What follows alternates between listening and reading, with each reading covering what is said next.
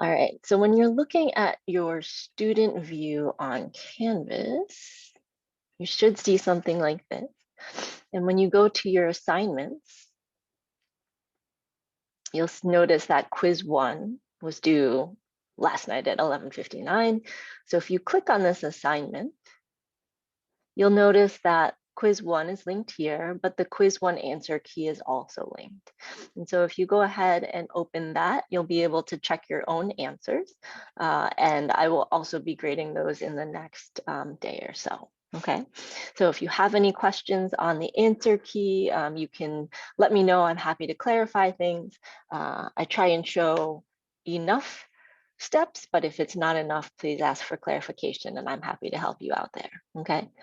I do want to say though, this is a summer school course, which means that as of today, at the end of class today, whatever we finish will be the same as the first 2 weeks in any semester, like a regular semester.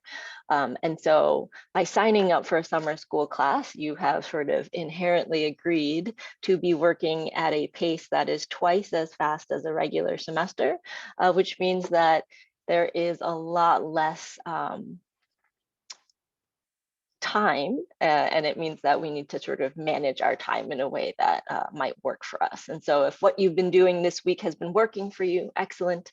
If what you've been doing this week has not been working for you, then it might be a time to start to think about what strategies you want to try in the following weeks to help yourself find a little bit more success, okay?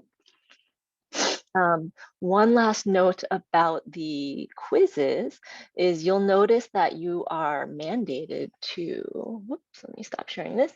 You are mandated to submit a PDF, okay? And so one thing that the Canvas page will not accept your files unless they're in PDF form, okay? If you have any questions about how to do that, I have 2 suggestions on apps that will be helpful for that. One is Genius Scan. It's a free app on your phone, both I think iPhone and Android. You can download this app. You take the pictures and it turns it into a PDF for you. So there isn't a lot of technology that you need to know about how you convert files. Alternatively, I think there's also another one called Tiny Scanner or Cam Scanner. All 3 of these apps I found incredibly useful for turning regular pictures into a PDF. The reason why you are not able to upload like a JPEG or something like that is because those files tend to be much larger, which means the upload time for you is much larger or longer, and the download time on this end is much longer. And so sometimes it just won't load because the file is too large, and that's why I'm asking folks to use a PDF, okay? Last but not least, if you have questions on quizzes or anything like that, I would encourage you to ask sooner rather than later, even if it's a quick clarification on directions or anything like that. I would love to see you all be successful, and sometimes that happens less so when we wait until 11:50 to start things. It just gives you a little bit less time to find that support, okay? Other than that, are there any questions before we go ahead and get started today? I have a quick question. Absolutely. What's up? Just to clarify, I think I got it, but when doing the problems for sine to find the limit, Mhm. I noticed that for when the sine was up top, we multiplied by the numerator for both sides, for the numerator and the denominator. Mhm. And then for the bottom, we did it by just like how it was. So like for 4 over sine 5x, we multiplied it by 4 over 5. Is that how it works? Like how do we know what to multiply by in order to keep the number the same? That's a great question, Cameron. So yesterday in class, we sort of discussed that there were multiple ways to achieve our goal. And so in one problem, we highlighted one way. that would work for all problems. And then in the second problem, we actually highlighted a second method that would work for all problems. So to answer your question, both of those methods should work for those problems. More of a personal preference, okay? Okay. Okay. I think some folks liked the fraction over a fraction because it sort of made it a little cleaner for them. And some folks sort of wanted to avoid the fraction. So they did sort of the first method that we showcased.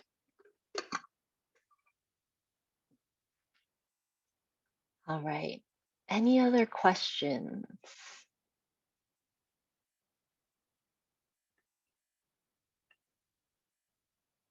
All right. And if you have questions on the quiz one answer key, I'm happy to answer those maybe during the break or after class or via email. So you can definitely reach out to me about that later, okay? But we're going to go ahead and get started right now. We're going to take a look at limits day 3. My hope is that the internet will be a little bit better, a little bit kinder to us today. Let's go ahead and get started.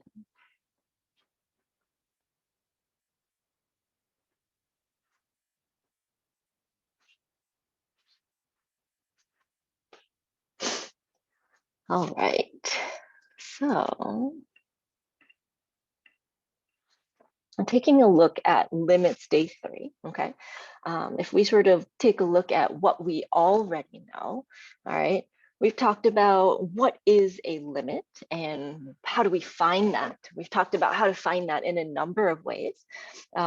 Folks seem to be doing quite well with how to find it graphically, which is excellent. And I think where most of the work comes in for you folks is making sure that, sort of like Cameron was asking, how do we know when to use what method?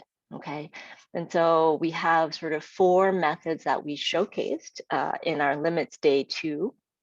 And taking, or limits day 1 rather, and having the factoring, the radicals, the complex fractions, and the trig from yesterday, thinking about how do we know when to use which one. And sometimes there's more than one way to achieve that method. And so we need to be thoughtful about explaining our reasoning and making those decisions for ourselves.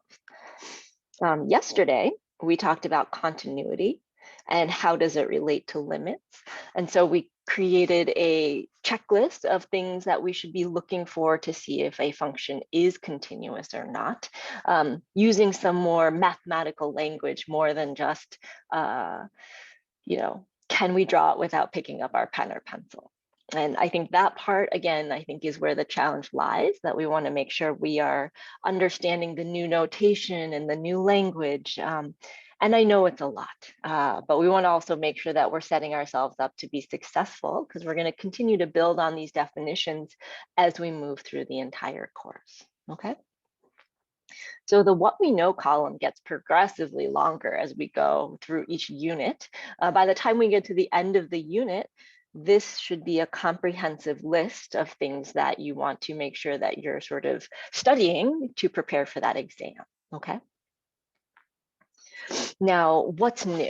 So what's new is we started to talk a little bit about this yesterday, but we're looking at how limits apply to some things that maybe we learned in the past, okay? And in particular, today we're going to take a look at how limits apply to vertical asymptotes. We're going to take a look at how limits apply to end behavior, okay? And just like we did with the other limits, we want to make sure that we can find these limits graphically and numerically, okay? So that's where we're headed for today. Now, the next part I'm going to tell you is an optional activity. I know that some of you took pre-calculus and probably felt quite comfortable in it. And maybe some of you took pre-calculus and you're like, I don't know, it was a while ago, or I don't quite remember. But either way, in case this is an optional assignment, you do not need to complete this assignment, but this rational functions review is just something I put together that you can play around with on Desmos. Again, this is optional, all right? So let's write this in here.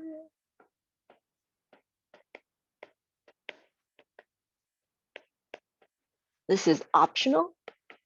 If you feel like after today, you have no idea what we're talking about, it might be a good thing to go back and try. And if you feel comfortable after today, then you might not need to do it. All right, but it's there for you in case you want to take a look at for it. And May, no, it is not extra credit for doing it. It is extra credit for your brain, but it is there in case you want. Okay. All right. I appreciate that though. I know your peers do too. Okay. So the first thing we're going to take a look at is limits and vertical asymptotes. Okay. And so vertical asymptotes we talked about yesterday. In fact, it was in one of the graphs that we took a look at where we had sort of this one line that was missing from the function, or one whole line of x values that was gone. And when we take a look at this particular graph here, okay, so let's start with this graph here. Are there any vertical asymptotes here? Yes. Yes, okay. And if so, what is the location of it? Or what is the equation? I see it in the chat, x equals 0. Very nice, very nice. So we sort of have this vertical asymptote right about here.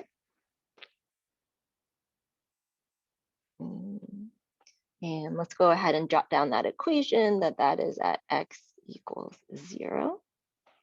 Okay.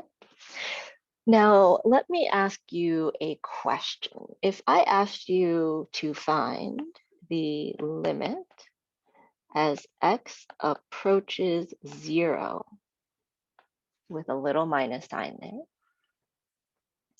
of, let's call this function f of x, what would your answer be here?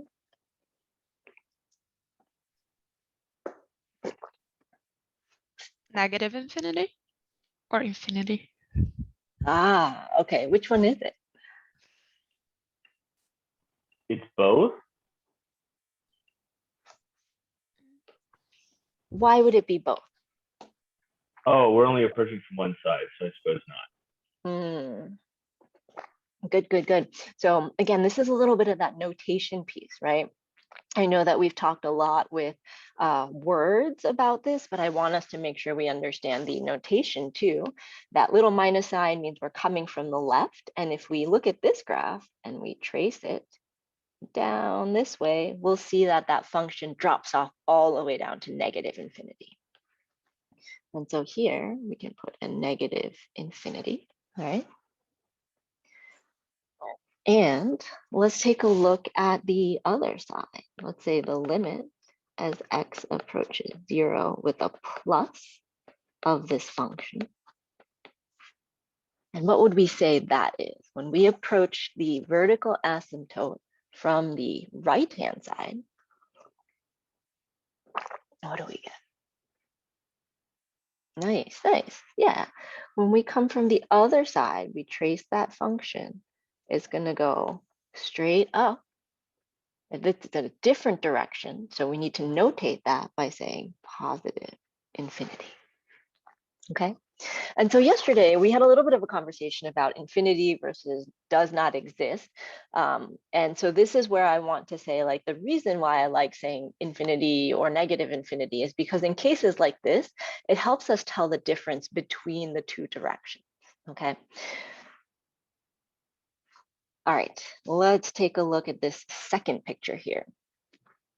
What do we think? Vertical asymptote, yes or no?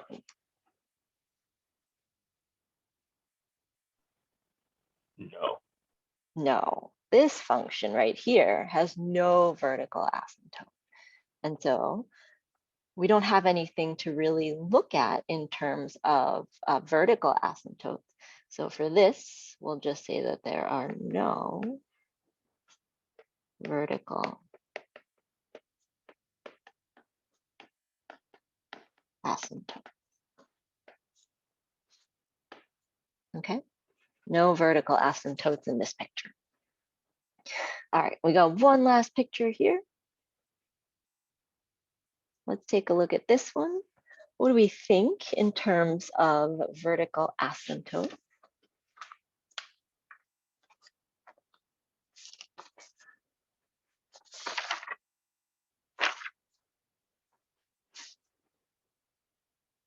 There's At 1 and -1? yeah. Ah, yes, yes. All right. So let's see, maybe somewhere, oops, maybe somewhere right about here might be one. And somewhere about here. Okay. Yeah, exactly. So sometimes we have no vertical asymptotes, sometimes we have one, and sometimes we have two. We could even have more than that, okay? So I did want to just show us that we can have more than one vertical asymptote. And so let's do the same thing here where we write out what's happening on both sides of this vertical asymptote. And we'll do it for the negative one first, and then we'll take a look at the positive one. So the limit as x approaches -1 from the left, and let's call this one g of x. And the limit as x approaches -1 from the right of g of x. What are our thoughts on that? This vertical asymptote, the one that is further to the left. What would we say for the limit as we approach that from the left and the limit as we approach that from the right? Nice, nice. So when we come from the left, it's going to be going down to -infinity. Good. And when we come from the right-hand side, it's going to be +infinity. Nice. Because from the right, we would be going up this way to +infinity. Okay. All right, just to make sure we've got our notation down and our finding limits from a graph down, let's try the same thing, but for the other vertical asymptote. I'll give you a moment to take a look at this. You can type your answer into the chat for these two. What happens with that second vertical asymptote?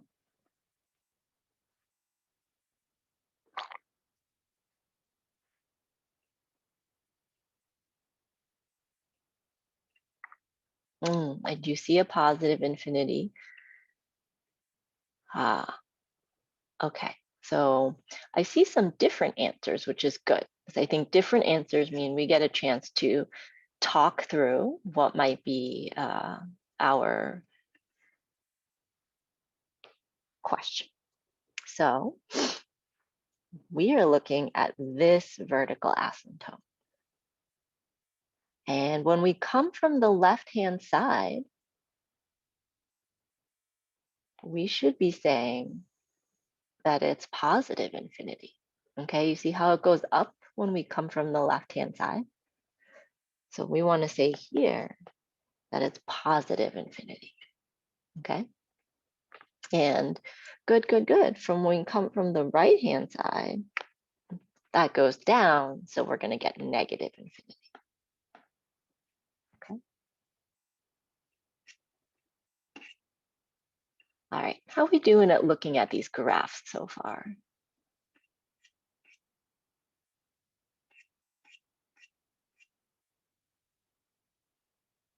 Doing okay. All right.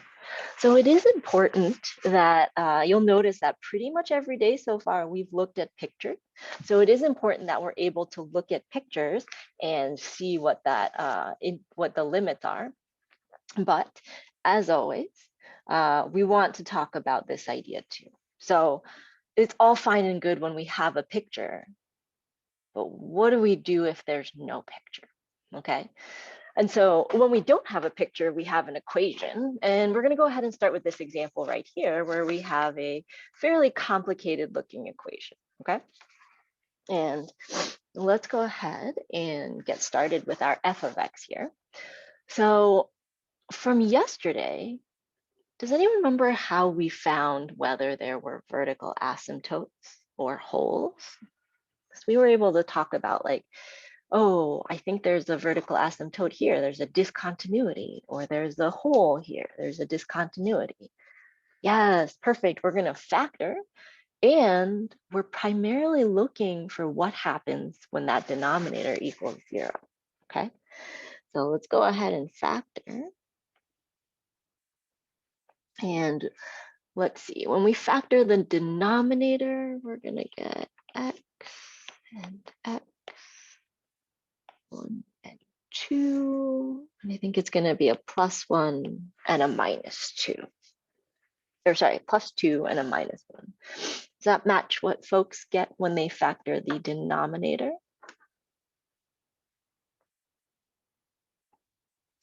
Okay. Now, while we're here, I just want to put in a friendly reminder that if you've not taken a look at the Desmos factoring activity yet, all right, factoring, I think what I like about that particular activity, it looks at factoring in a visual way. So thinking about area and how that connects to area. So that might be something that you want to check out.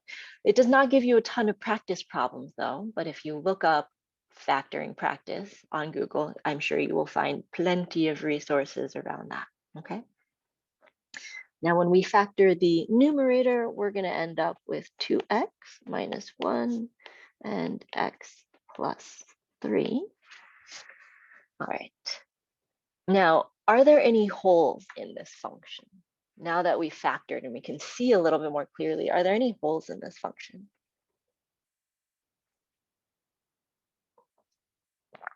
No. And how do we know that? And I think that's important to remind ourselves. How do we know that there's no hole?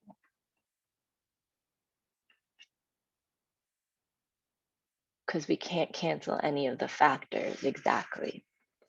Okay, so from here, we know that there are no holes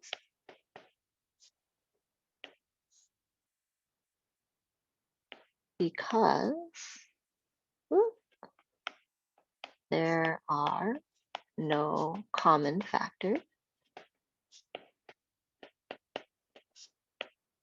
between the top and bottom. And there are 2 vertical asymptotes.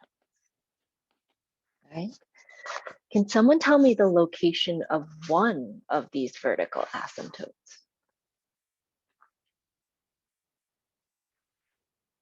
Where would we find one of those? Good. At x equals 1. Perfect, perfect. And so this vertical asymptote came from that one, right? We did x minus 1. We set it equal to 0. We got x equals 1.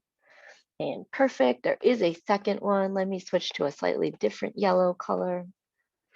X plus 2. That means there's going to be a second vertical asymptote at x equals -2.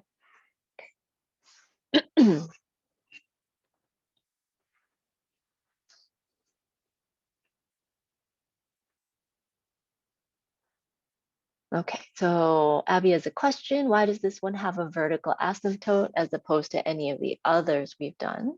If we do factor and cancel, would there still be an asymptote? That's a really great question. I wonder, does anyone think they have an answer to that? Like, what about these 2 factors is telling us that we have a vertical asymptote?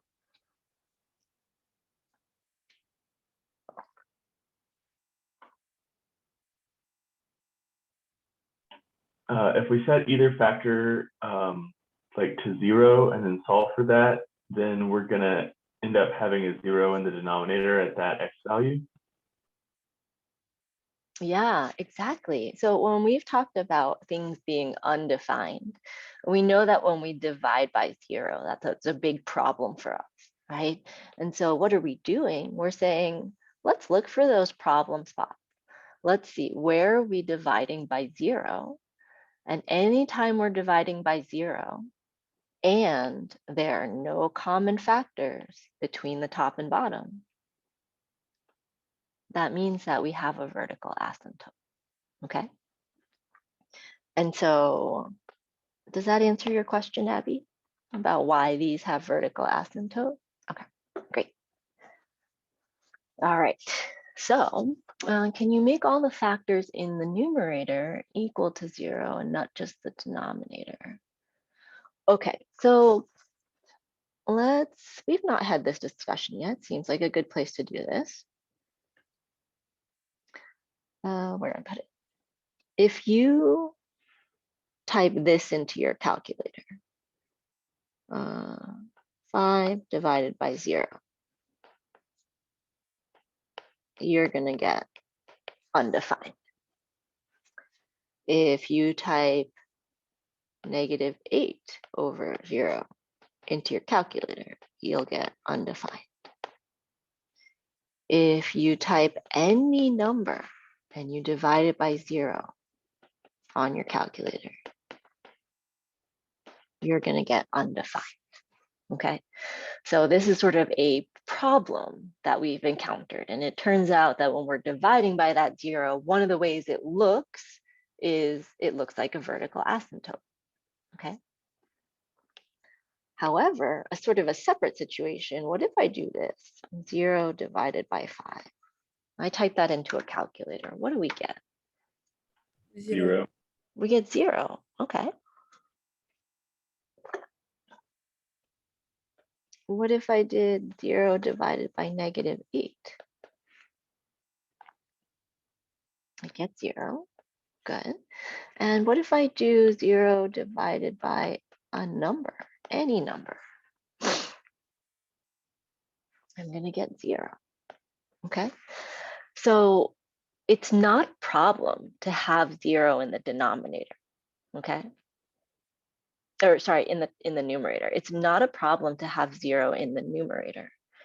So that's why, Catherine, we're not looking for where the numerator equals 0. That doesn't cause us any problems on our graph, but rather we're looking for where the denominator equals 0, because that's going to tell us where our vertical asymptotes are. Does that clarify that a little bit?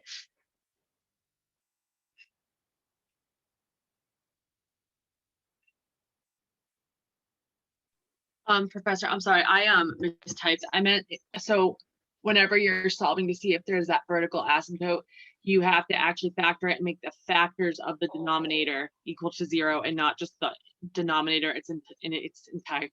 Excuse me, in its entirety, correct? Okay, I'm so sorry, I misunderstood your question. Yes, No, so I mistyped. so if you set x squared plus x minus 2 equal to 0, in order to get those values, you're going to have to factor anyway. And so the reason why we factor first is to see, are there any common factors? Because that would be a whole, and we're only looking at the vertical asymptotes right now. Okay, that makes more sense. Okay. Okay. So we're just factoring to make sure that it's a vertical asymptote and not a whole. That's why we factor first. Okay. All right. So let's do a bunch of plugging in numbers. Okay. So we're going to plug in some numbers, but what we're going to do is actually use these to generate a picture of this graph. All right. And so what we're going to do, let's start off with this x equals -2. All right, x equals -2. And what I'd like us to do is actually think about what the graph looks like on either side of that vertical asymptote. And so when we have a vertical asymptote, what's one possible thing that could be happening on the left-hand side? like what y value might we get to on the left-hand side? Be approaching infinity or negative infinity. Perfect. We actually only have two choices, okay? So around a vertical asymptote, the function can only approach positive infinity or negative infinity. Okay. So around a vertical asymptote, the function can only approach positive infinity or negative infinity. So you're not going to get a number out, but it's also really hard to figure out how we might get infinity. And so here's what we're going to do. We're going to pick a number, okay, really close to the vertical asymptote. And we're going to see what happens when we plug that particular number into the function. So it's almost like we're using like a modified version of substitution here, okay? So let's go through one of these and see if that makes a little bit more sense. We're going to take a look at the left-hand limit. Okay, so LHL, left-hand limit. And we're going to take a number that is really close to -2, but it's just to the left of -2. So while I'm writing out the rest of the question, can we find a number that is really close to -2, but is to the left of -2?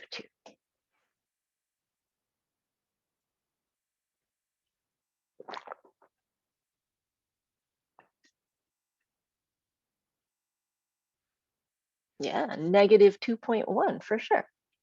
Okay, so here's what we're going to do with this. We're going to take -2.1 and we're going to plug that in everywhere we see an x. Okay, so we're going to get, let me move this up a little bit actually.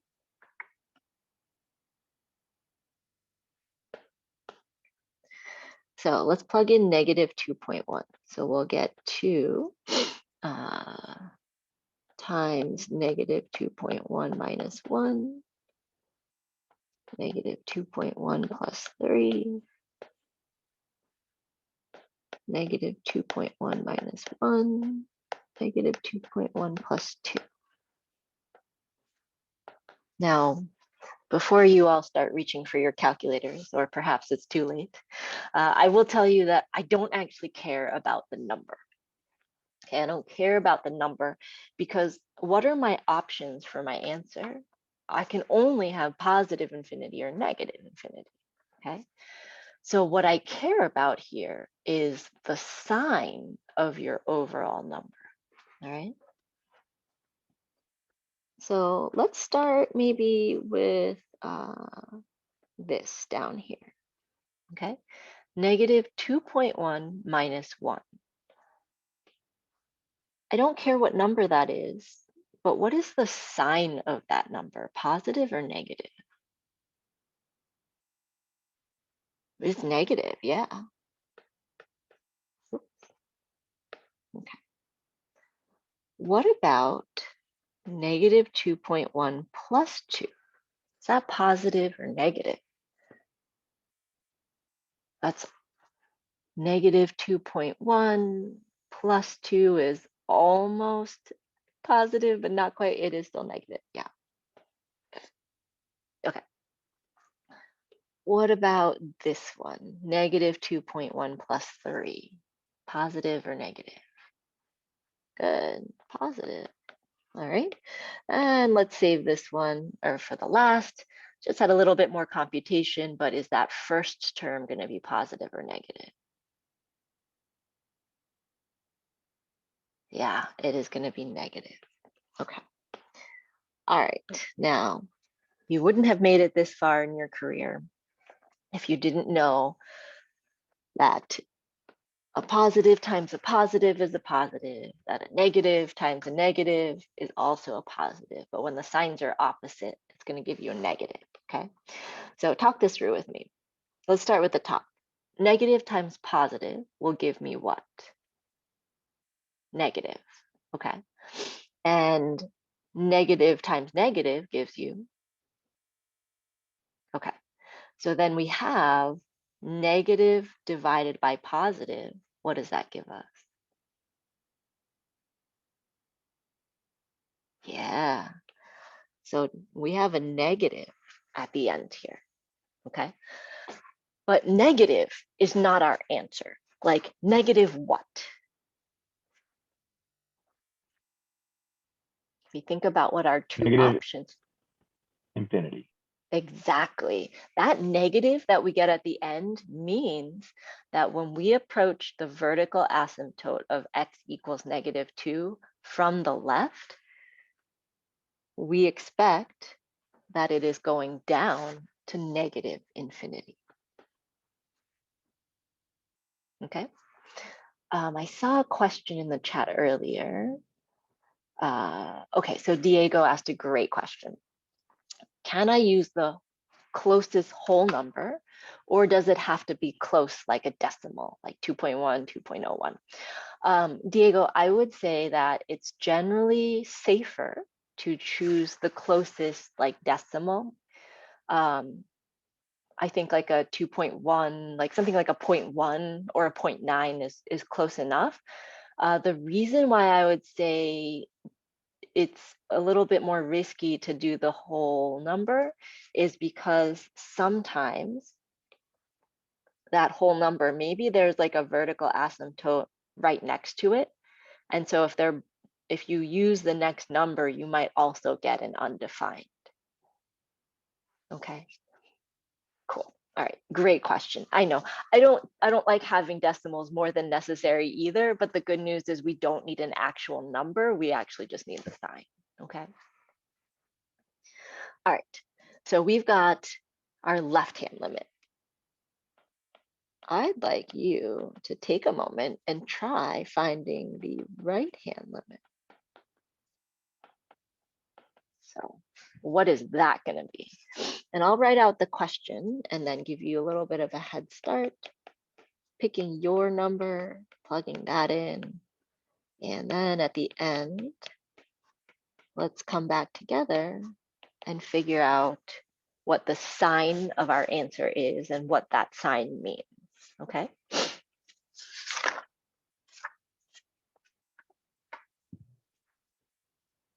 So take a moment, pick your favorite number that is close to -2, but this time just a tiny bit bigger.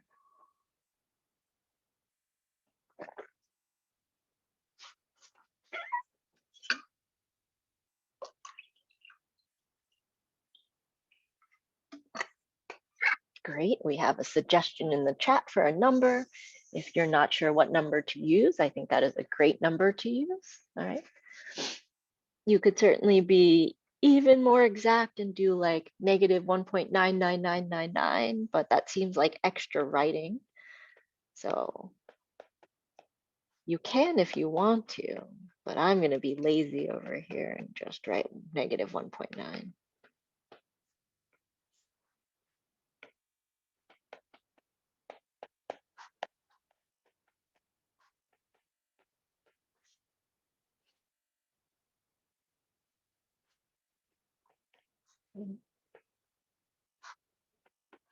Give you a little bit of time to do that mental math there. Remember, I don't care about the number.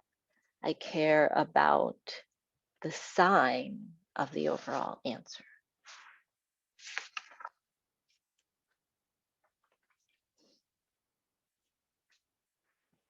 It might not be. Okay, I see people getting positive infinity here. So let's check this out. I think if we zoom back in here, if we take a look at the first parentheses up here, that's still going to be negative. That looks to be negative as well. And the top, the second part, -1.9 plus 3 will be positive. All right. -1.9 minus 1 is negative. Ah, okay. negative 1.9 plus 2. All right, and so Sophia, I think this is where things become a little different. Negative 1.9 plus 2. We're picking a number on the other side of that asymptote. So if it was negative before, it's actually going to change, and that's going to impact our answer. Okay, so not all of them will change, but there will be one that is around that vertical asymptote that will sometimes change depending on the question. Okay, so it's best to kind of go through and look at all of those. But if we simplify this, we have a negative divided by a negative, which gives us a positive infinity. Okay. So this is for one vertical asymptote. We now have an idea of what's happening with one vertical asymptote. Let's go ahead and try the other asymptote. Okay, get a little bit more practice in here. So our other asymptote was at x equals 1. So what might be a good number to choose for the left-hand limit here? If I want to approach 1 from the left. Nice, Joey. Yeah, 0.9 I think would work really well. So as I'm writing this, you folks go ahead and try plugging in 0.9.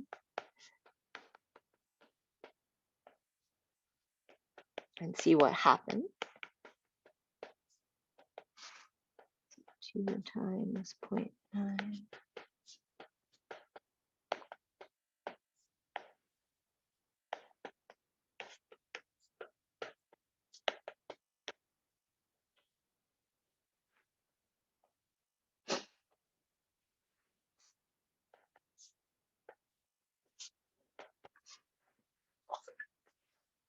Right, I'll give you a moment to copy that down. I know it's a lot of parentheses and numbers and decimals, so I'll give you a moment to copy that down, work through that mental math about what the sign is, and then let's make sure we interpret our answer correctly.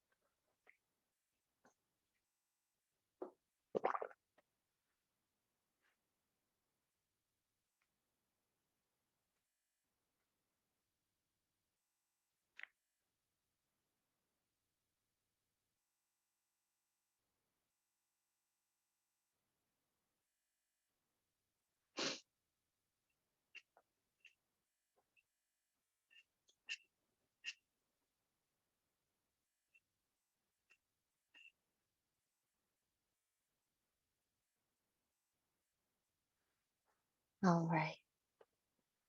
So if we look at the signs here, I believe that we get a positive here, another positive on the top, a negative, and then a positive. Cool, great. Glad we agree. Whoops. And so at the end of the day, that should give us negative. And the negative actually means negative infinity. Great. All right, let's finish this up. One right-hand limit here, and then we're actually going to sketch a picture of this graph. So we can kind of connect this to what it means graphically. Limit as x approaches 1 from the right. Oops.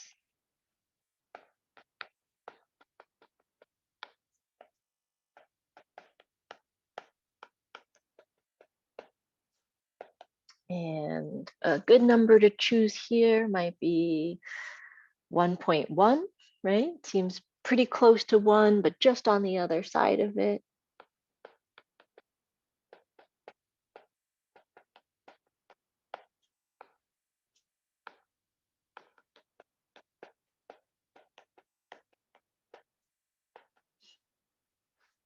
And I think for this one, we get all positives, but double check me on that. I think for this one, we get all positive.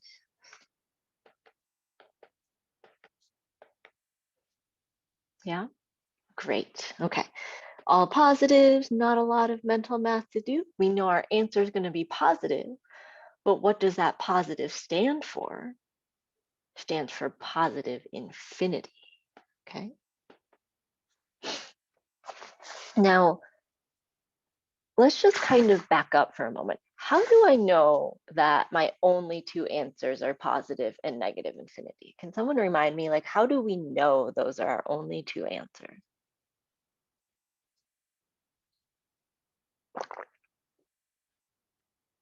Because around the vertical asymptote, the function can be only approached to negative infinity or positive. Perfect, exactly, that vertical asymptote. And how did we know there was a vertical asymptote? Other than we're in the vertical asymptote section in the note, right? How do we know?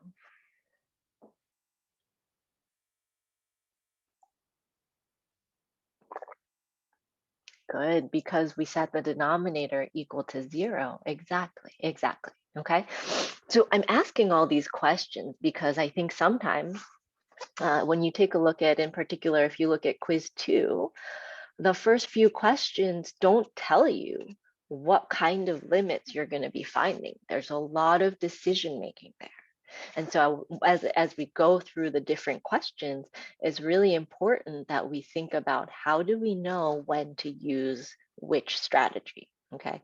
That is perhaps the most important part as you sort of start to prepare for next week's exam, decision making, all about that decision making, okay? Let's see, Joey's got a question. Do you have to solve for both the positive and negative, or can you just solve for one and assume that the other? You cannot, okay? So in this case, each one happened to be different, but there are other cases where they both go up to positive infinity, or they both go down to negative infinity. And so we definitely want to check both sides, okay? I know it's a little bit of a bad news bear because we got so many things going on here. So on every problem, there could potentially be a vertical asymptote if it's a fraction. Yes, that is true, okay? And so that's why we start every time we try a problem, the first thing we should do is substitution, right? Because if I had done substitution here and plugged in -2, I would have gotten 0 on the bottom and gotten undefined. And that would have told me I have a vertical asymptote. And then I need to think about this technique. Does that make sense, Abby?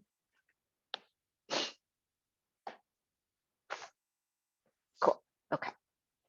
All right, so as I said, we're gonna start with a little picture here, okay? So let's put down what we have here into an actual picture. So if I were to sketch a graph, I have my x-axis, my y-axis, and I had, let's see, x equals -2 was a vertical asymptote, and x equals 1 was another vertical asymptote, okay? And so let's start with this x equals 1.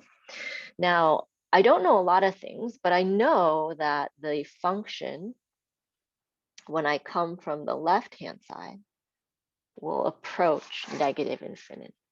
And so here's how I'm going to represent this on the graph. Just with a little down arrow on the left-hand side of x equals 1. Okay. If I look at the right-hand side, I notice that it goes up to positive infinity. And so on the right-hand side of this yellow line, I'm going to put an up arrow. Okay.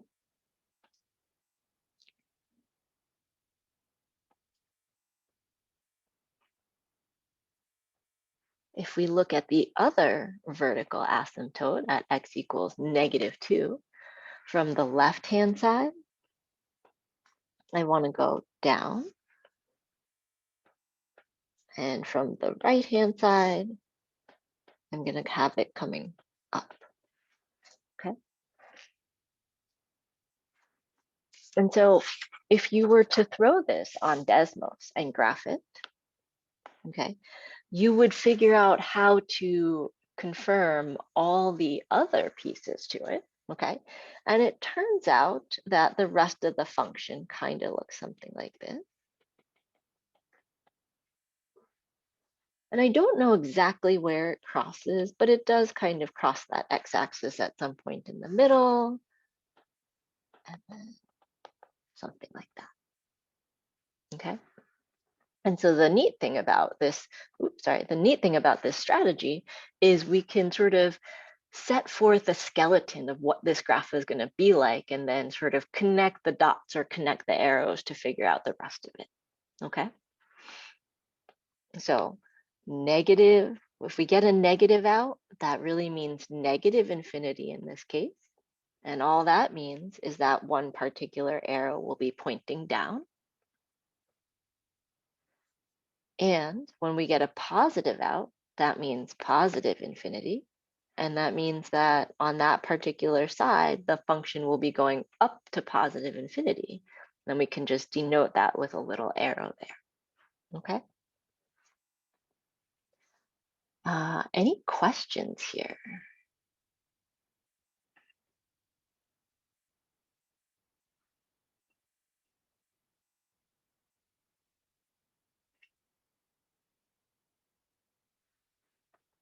All right, do we feel like we have the hang of plugging in the numbers? Picking a number, plugging them in, finding the sign of the overall number? Okay. I will then leave this question, which is a little bit more simple, for you to take a look at on your own time, okay? So take a look at this on your own time, right? It might be one that you come back and use to study, but this one we can, just like we did before, think about how to find, is there a vertical asymptote or not? And how we might find the behaviors around there. And at the end, you can sketch yourself a picture, and then you can put the function on Desmos and double check that answer for yourself, okay? All right, let's see. This seems like a good time for our first break. So it is 7, almost 57 right now. Let's be back at 8:07. All right, let's be back at 8:07, and I'll see you folks then.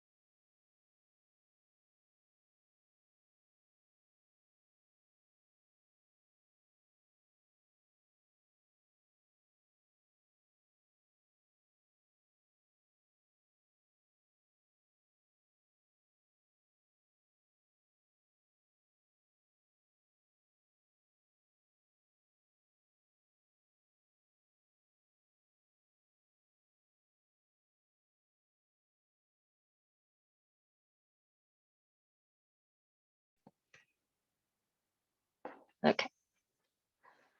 All right, so before the break, we took a look at limits that were describing what happens around vertical asymptotes, okay? So the pictures that we have here should look very familiar. These are the same pictures that we were looking at in the first half of class. However, we are now looking at something entirely different about that graph, okay? And so what we're looking at right now is we're looking at the end behavior of that particular graph, okay? And so let's talk a moment about what that means. So end behavior means what happens as we get really far out on the x-axis, all right, what happens when we get really far out on the x-axis? So let's say the limit as x approaches negative infinity of f of x, that would be one end of this function.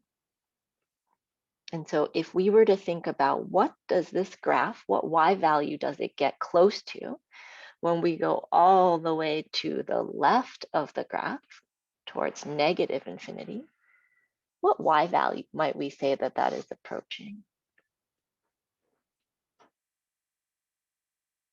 0, nice, nice.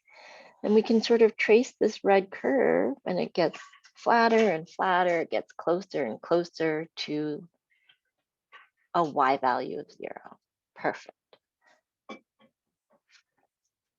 Okay. Now let's see what happens when we go to the other end.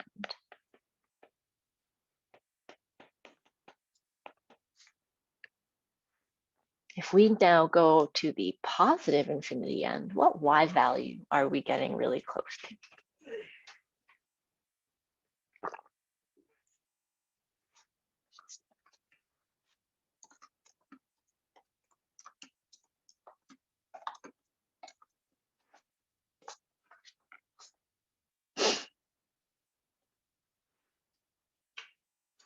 Yeah, also 0.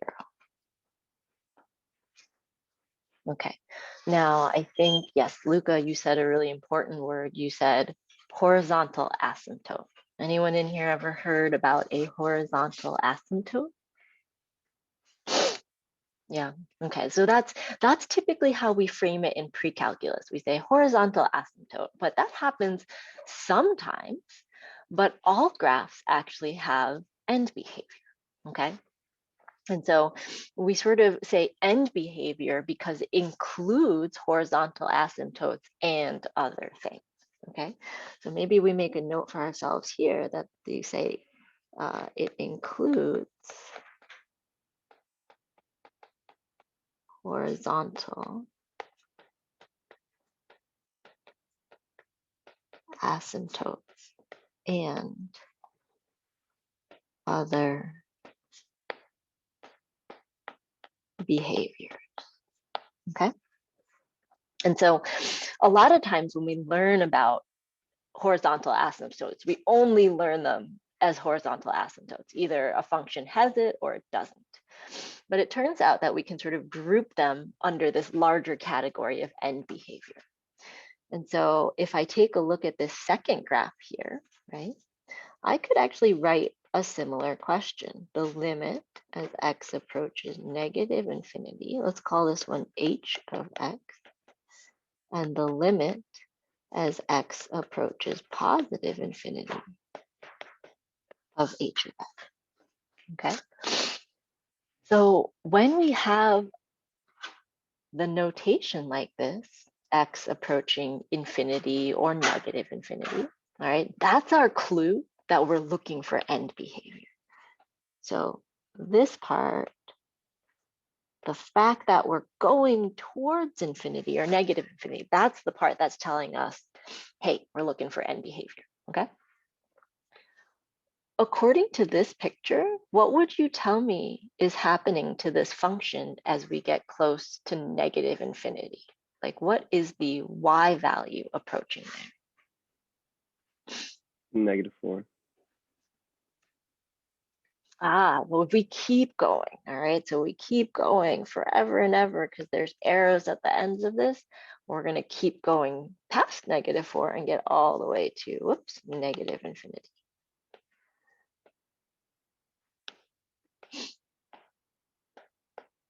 All right.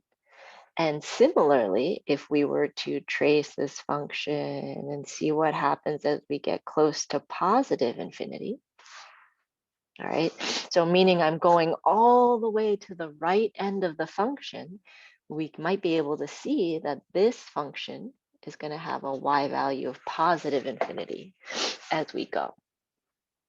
All right, now something else you may have learned at one point, especially when you're describing polynomials, is maybe you called this end behavior down and you called this one up. If that sounds familiar to folks, sometimes you'd say like, oh, the end behavior is down, up, or up, down. And that's really the less fancy way of saying the same thing we're saying here, okay? All right, and let's take a look at this last one here, this last picture.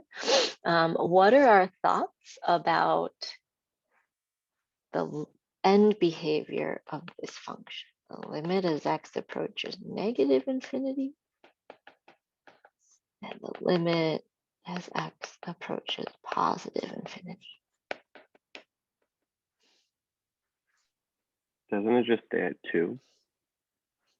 Yeah, let's see. If I trace this all the way out to positive infinity, that sure looks like it flattens out.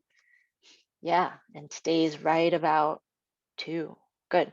And if we go in the other direction, it also flattens out and stays at 2. Okay, so we can say 2 for both of these. All right, now we have sort of 3 cases here, and I will say that you've probably actually learned how to do this next part at some point in your career before, okay? So if you have rational functions, okay, meaning that you are going to be taking a polynomial and dividing it by another polynomial, then there's sort of 3 natural groupings that happen in terms of end behavior, okay? So let's actually scroll down all the way to the bottom to this nice little summary that I grabbed from your textbook, okay? So this is categorized as horizontal asymptotes, but we want to think about this more broadly as end behavior, okay? And so let's take a look at these 3 bullet points right here. The horizontal asymptote of a rational function can be determined by looking at the degrees of the numerator and the denominator, okay? So hopefully that word degrees is sounding a little familiar to us. We're looking at the degrees of the numerator and the denominator. And we're going to be comparing these degrees.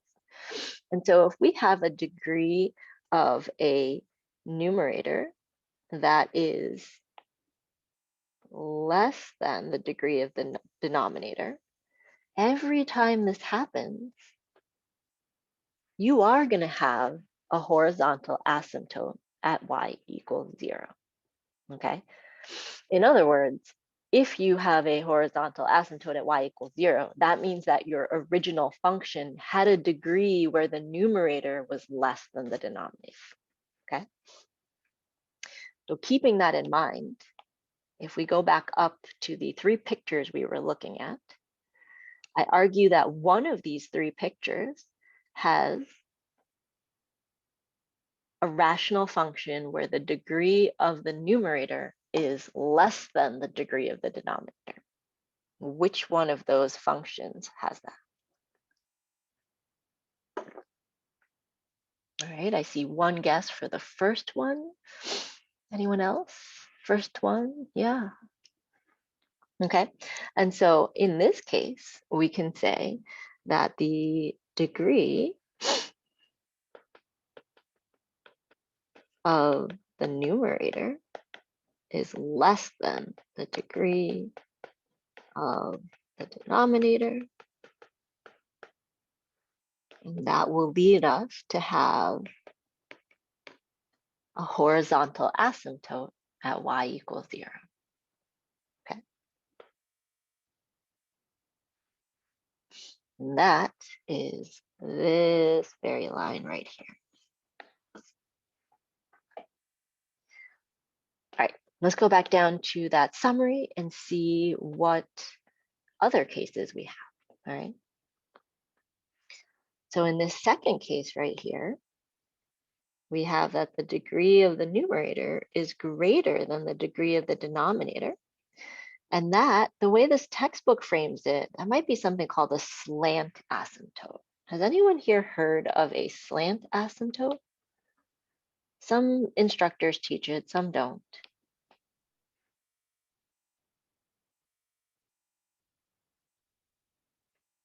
You have, okay. We're gonna be a little bit less general than a slant asymptote. So I wanna modify this last one so that if the degree of the numerator is greater than the degree of the denominator. Okay, so in general, if the degree of the numerator is larger than the degree of the denominator, then we're gonna focus more on not the slant asymptote part, but rather that there's no horizontal asymptote. Okay, so we're going to modify that a little bit. When the degree of the numerator is greater than the degree of the denominator, there is no horizontal asymptote. Okay, so let's go back up to our 3 pictures and figure out which one of those 3 pictures has a function where the degree of the numerator is bigger than the degree of the denominator. All right, so we already chose the first one as the first case. Which one of these other 2 cases do you think has a degree of the numerator being bigger?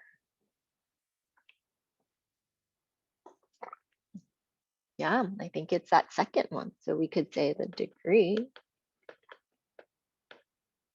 of the numerator is larger than the degree of the denominator. And that means there is no horizontal asymptote.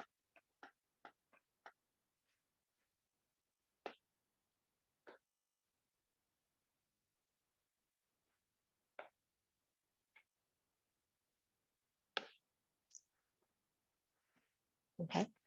How to tell? Because if we looked at the picture, it doesn't really flatten out.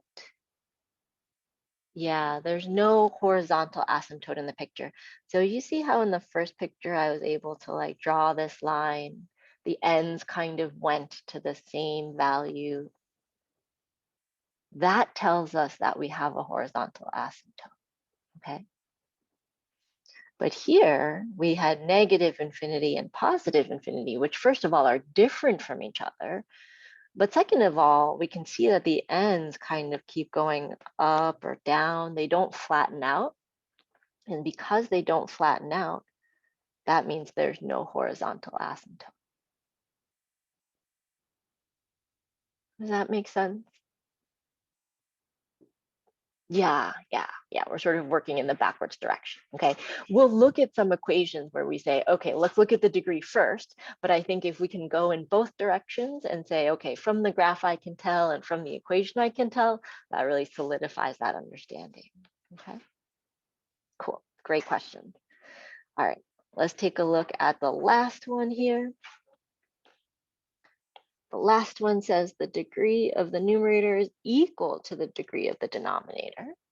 And if that's the case, then we have a horizontal asymptote that is actually the ratio of the leading coefficient, okay? So you do have a horizontal asymptote, it's just not at y equals 0, okay? Now we only have one case left, so let's take a look at this last case. We have this horizontal asymptote, and it is at y equals 2. And we can see that because when we looked at the end behavior, we said, oh, they're getting close to y values of 2, okay? So what does that mean? That means that the degree of the numerator is actually equal to the degree of the denominator in this particular function. Like if I knew what the function was, I would know that the degree of the top and bottom are actually the same, okay? And what does that mean? Well, it means that we have a horizontal asymptote at y equals 2. Okay, we have a horizontal asymptote at y equals 2.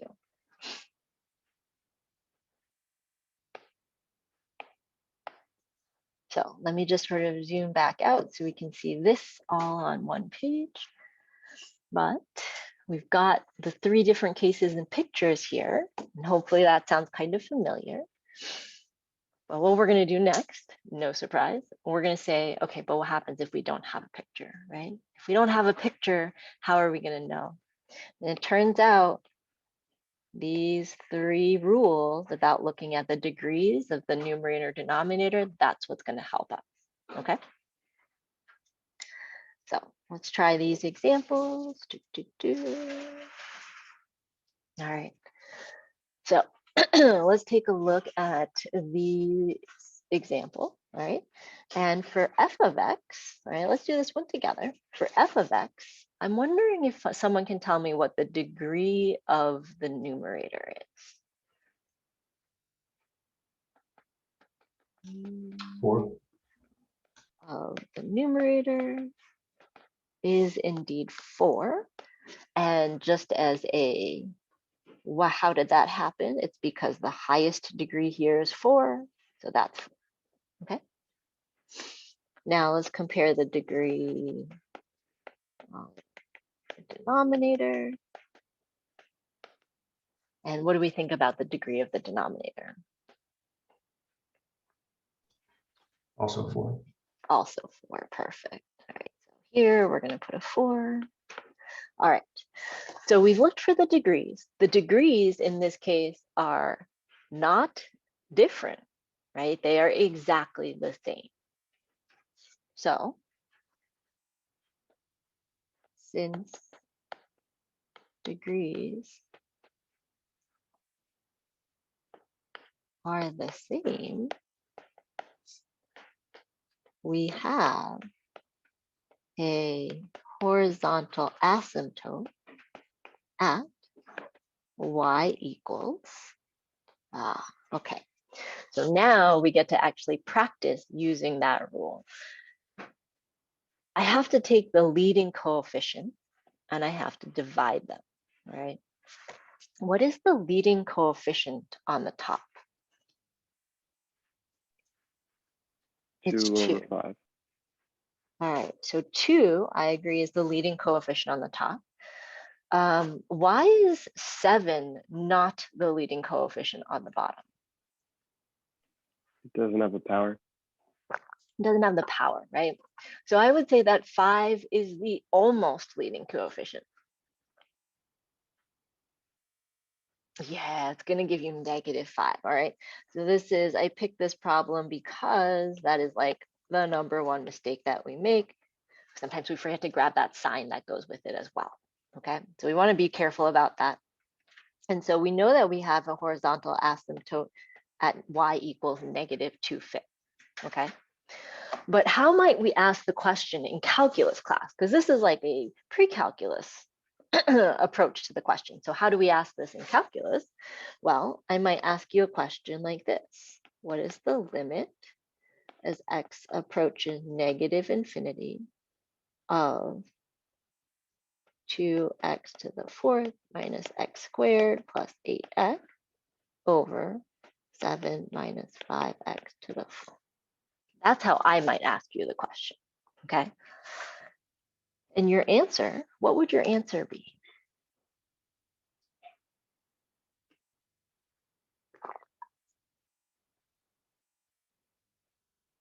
Yeah, it would be the same answer that you would have given your pre-calculus teacher who asked you the same question, but in a different way, okay? So when I see this part, as x approaches -infinity, that's my cue to think, I better look at the degrees of the numerator and denominator, and I better compare them. And however I compare them, that will tell me whether or what my end behavior is, okay?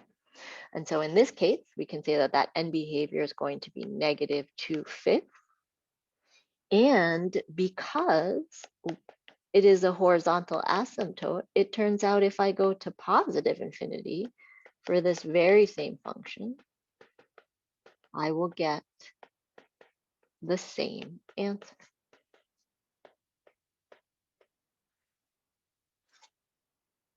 Okay, so the content is the same.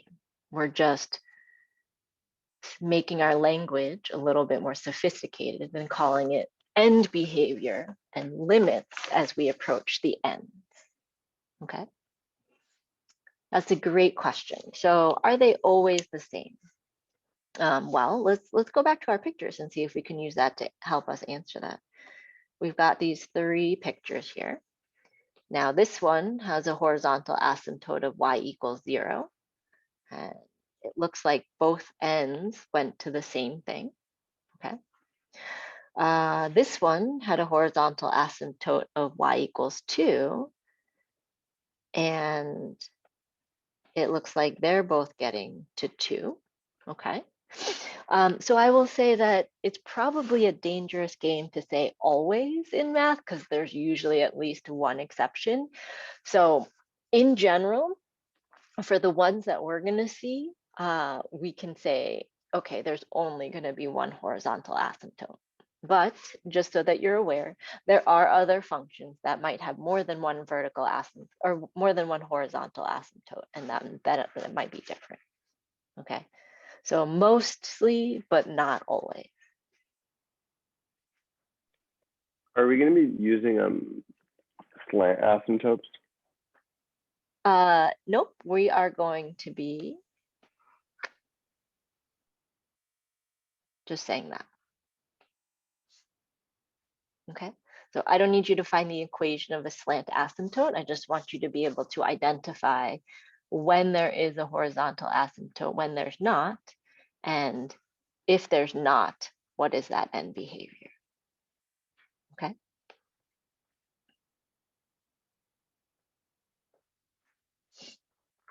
Can be a horizontal asymptote for the second graph. Can you show the second graph? Be at x -4. Which graph are you talking about? This one, the second one. This one Can be, yes, -4. at -4? Yes. No, there's no asymptote there. This is a cubic function. Right, so like x Okay. cubed something something. So there's no vertical asymptotes for those. Okay, thank you. Okay. Mhm. All right. So let's take a look at this example 4 right here. All right. Now, if I were to ask you this question in sort of in calculus land, I might say, find the limit as x approaches -infinity of this function.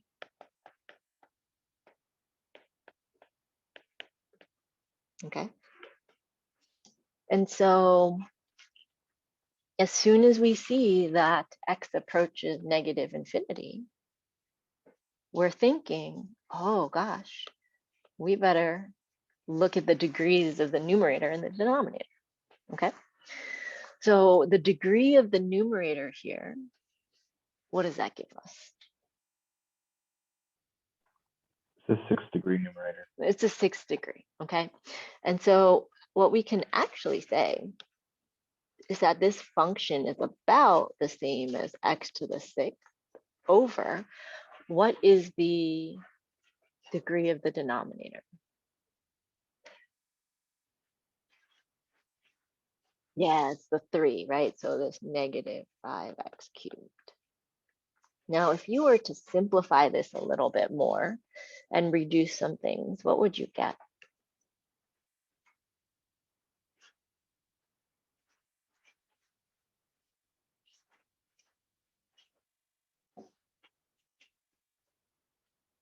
We would get a cubic, but I would say we should consider that as going to be a negative cubic. Yeah, exactly. Okay. The over 5 is actually not that important, but the negative is. Okay.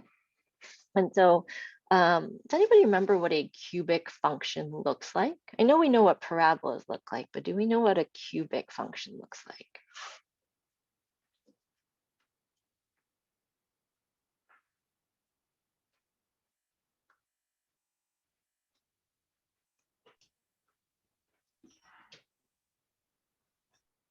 All right, well, add this to your list of handy things to know. If we have x cubed, like regular x cubed, kind of looks like this, okay? Yeah. However, we don't want a positive x cubed, we want negative x cubed. And so when we put the negative sign in the front, how does that change our graph? Flips it. Flips it, inverts it. Ooh, inverts over reverse wiggle. Yeah, flips on over the x-axis or changes all the y values. And so at negative x cubed would look something like this.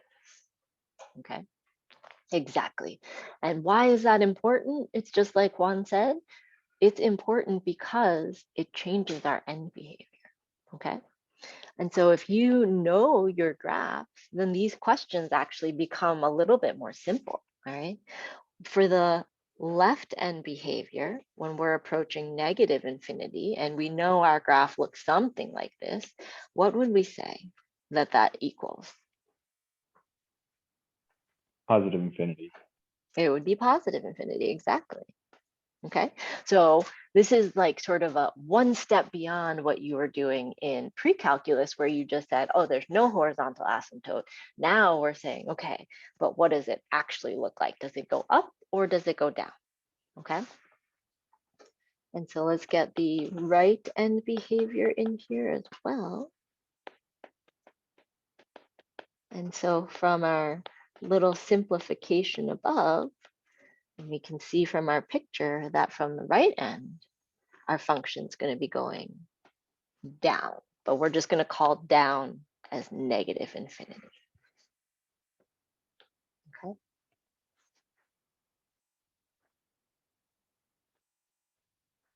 All right, let's take a look at this last one here. I might write this question as the limit as x approaches negative infinity of x squared minus 5x minus 9, or 2x to the fourth plus 3x cubed.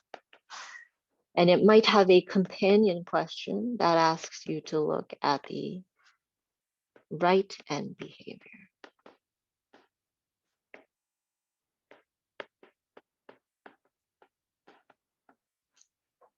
All right, so we've got the left end behavior and the right end behavior.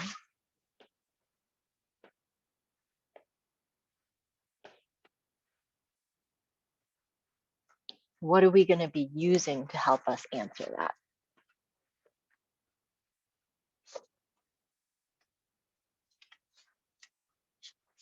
The degree is great. All right, tell me about the degree of that numerator. Tell me about the degree of the denominator.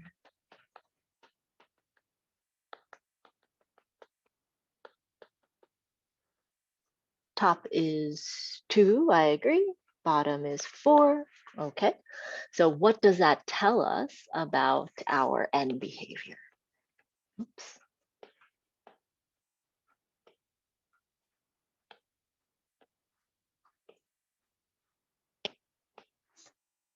Okay, there is an asymptote, a horizontal one specifically at y equals 0. So what does that mean for my answers? Asked in this particular fashion. Horizontal asymptote, right? Is y equals 0. Right, and what would I write here though? Because I wouldn't write horizontal asymptote. Oh, it goes to 0, right? Yeah. Okay, so I love that we're able to say immediately from here that we've got a horizontal asymptote, right? So this tells us that there's a horizontal asymptote at y equals 0. But what does that mean about our answer? It means we want to say the limit as we get to the negative infinity is 0, and the limit as we get to positive infinity is also 0. Okay.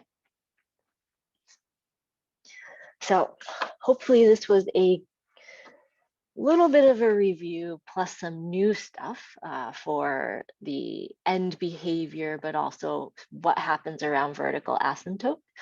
If this sounds not at all familiar, I would encourage you to go to the rational functions review on Desmos, but again, that is entirely optional, all right? So it is there if you would like to work through it. If not, you do not need to worry about it, okay? All right, so I think this is actually a good time to take our second break. If I can get back to the screen.